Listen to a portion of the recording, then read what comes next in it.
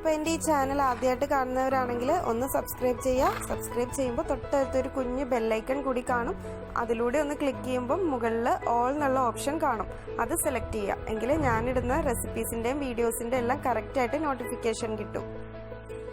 എല്ലാവർക്കും തന്നൂസ് കിച്ചണിലേക്ക് സ്വാഗതം. ഇന്ന് നമ്മുടെ ഹെയർ ഗ്രോത്ത് ചാലഞ്ചിന്റെ 3rd ഡേ ആണ്. 3rd ഡേയിൽ ഞാൻ ഒരു ഹോട്ട് ഓയിൽ മസാജ് ആണ് ചെയ്യാൻ പോകുന്നത്. പാക്ക് ഒന്നും പ്രത്യേകിച്ച് ഇടുന്നില്ല, ഈ ഓയിൽ മസാജ് ആണ് ചെയ്യാൻ പോകുന്നത്. അപ്പൊ ഞാനിപ്പോ യൂസ് ചെയ്യുന്ന ഒനിയൻ ഓയിലാണ് ഞാൻ ഇതിനു വേണ്ടി എടുക്കുന്നത്. നിങ്ങൾ ഏത് ഓയിലാണോ തലയിൽ തേക്കാൻ ഉപയോഗിക്കുന്ന ആ ഓയിൽ യൂസ് ചെയ്യാം. അപ്പൊ ഞാനിതിൽ ഇതൊന്ന് ചൂടാക്കിയിട്ടാണ് എടുക്കാൻ പോകുന്നത്.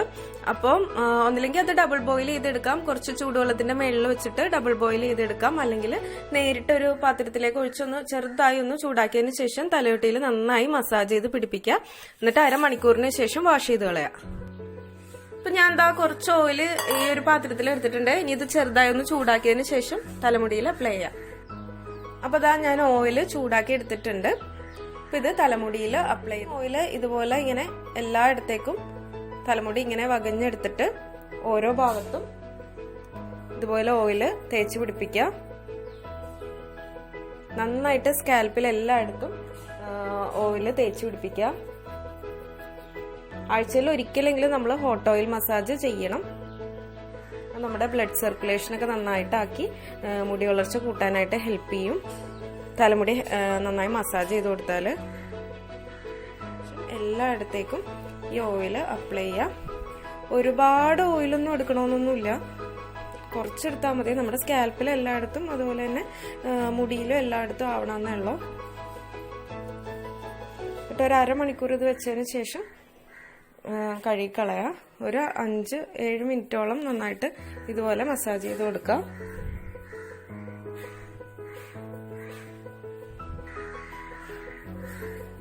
ഇതുപോലെ തലയുടെ ബാക്ക് സൈഡിൽ നിന്ന് മുകൾ ഭാഗത്തേക്ക് നന്നായി മസാജ് ചെയ്ത് കൊടുക്കാം. എന്നിട്ട് തലമുടി കംപ്ലീറ്റ് ഇതുപോലെ തൂത്ത് കൊടുക്കാം.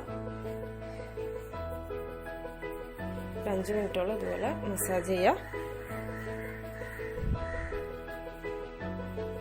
സ്കാൽപ്പിൽ എല്ലായിടത്തും ഓയിൽ ആയിട്ടുണ്ടെന്ന് ഉറപ്പ് വരുത്തണം.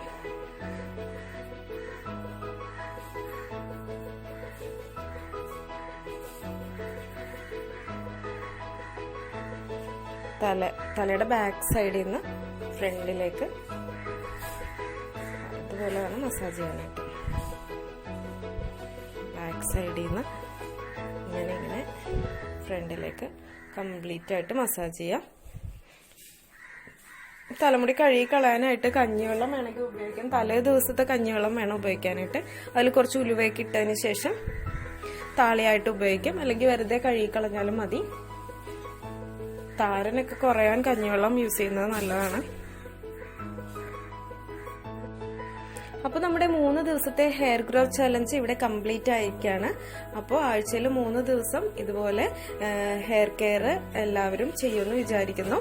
നമുക്ക് വീണ്ടും പുതിയൊരു വീഡിയോ ആയിട്ട് കണ്ടുമുട്ടാം. Thank you.